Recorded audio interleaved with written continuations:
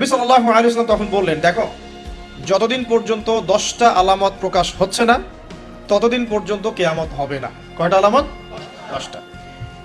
নবী সাল্লাল্লাহু আলাইহি ওয়াসাল্লাম প্রথমে বললেন, এক নাম্বার হচ্ছে মাসিহুদ দাজ্জাল। কি নাম? মাসিহুদ দাজ্জাল। দুই নাম্বার হচ্ছে ইয়াজুজ এবং মাজুজ। এর আদম সন্তান পৃথিবীতে বের হবে এবং পুরো পৃথিবীটা ম্যাসাকার করে ছেড়ে দিবে।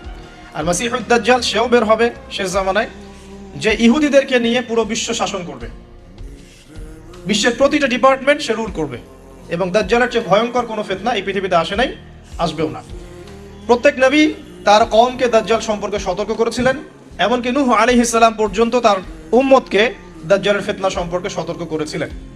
নবী সাল্লাল্লাহু আলাইহি ওয়াসাল্লাম বলেছেন যে তোমরা যদি সূরা কাহাফ তেলাওয়াত করো, প্রত্যেক জুমার দিন সূরা কাহাফ তেলাওয়াত করো, অথবা সূরা কাহাফের প্রথম 10টা আয়াত, শেষ 10টা আয়াত মুখস্থ রাখো, ইনশাআল্লাহ তাআলা মাসিহুদ দাজ্জাল তোমাদের কোনো ক্ষতি করতে পারবে না। এক, মাসিহুদ দাজ্জাল। দুই, ইয়াজুজ আর মাজুজ। তিন হচ্ছে ঈসা ইবনে মারইয়াম। ঈসা ইবনে মারইয়াম যতক্ষণ পর্যন্ত না আসছেন, পৃথিবীতে আবার ইউটার্ন না করছেন এবং তার হাতে মাসিহুদ দাজ্জাল নিহত না হচ্ছে, কিয়ামত হবে না। চার, দাব্বাতুল আরদ, অর্থাৎ পৃথিবীর ভিতরে একটা প্রাণী আছে, মাটি ফেরে এই প্রাণীটা বের হবে কিয়ামতের আগে আগে, এবং এই প্রাণীটা মানুষের সাথে কথাবার্তা বলবে, কথা বলতে পারা প্রাণী। এ যতক্ষণ বের হচ্ছে না, কিয়ামত হবে না ইনশাআল্লাহ তাআলা। কটা বললাম? চারটা। পাঁচ হচ্ছে দুখান বা ধোঁয়া।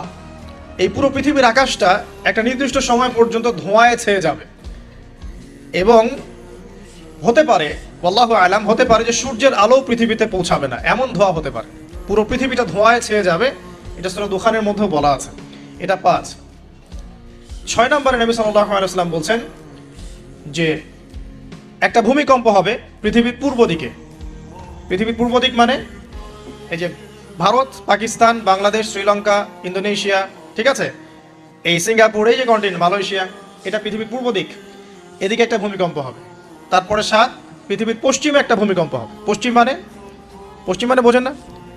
পশ্চিমা বিশ্ব না, সৌদি আরব না, পশ্চিমা বিশ্ব, ব্রিটেন, ফ্রান্স, জার্মানি, তারপরে এই যে রাশিয়ান কন্টিনেন্ট, হ্যাঁ, ইউক্রেন, এদিকে আপনার আমেরিকা, এই পুরো পশ্চিমা বিশ্ব, এখানে একটা ভূমিকম্প হবে বড়। এবং এগুলো এমন হবে যেগুলোতে ভূমি মাটিতে ধসে যাবে, মাটিতে ডুবে যাবে। ভূমিকম্প না, ভূমিধস। 8, পৃথিবীর মাঝখানে মধ্যপ্রাচ্যে একটা ভূমিকম্প হবে, যেখানে আমাদের সো-কল্ড আমিরুল মুমিনিনরা থাকে, যারা আমেরিকা এবং ইসরায়েলের বন্ধু, এদের এখানে একটা ভূমিকম্প হবে ইনশাআল্লাহ তাআলা।